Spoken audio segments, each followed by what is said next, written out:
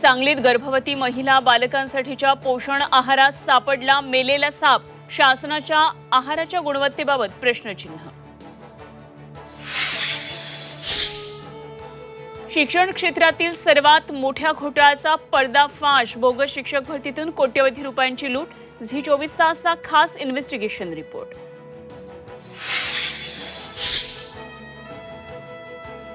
विधान परिषदेची निवडणूक अटळ। 11 जागांसाठी 14 उमेदवार रिंगणात। महायुतीकडून 9 तर मवियाकडून 3 उमेदवारी।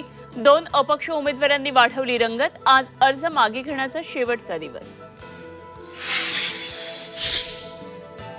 नीट घोटाळ्यातील संशयास्पद विद्यार्थ्यांचा आकडा 15,000वर। लातूरमधील आरोपींनी नीटसह इतर 2 परीक्षेत हेराफेरी केल्याचा संशय। दोन्ही आरोपींची आज सीबीआय चौकशी।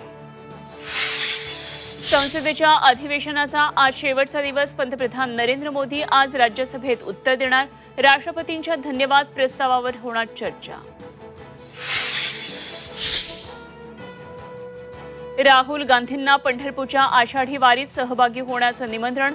शरद पवारांच्या उपस्थितीत खासदार प्रणिती शिंदे, धैर्यशील मोहिते पाटलांकडून निमंत्रण।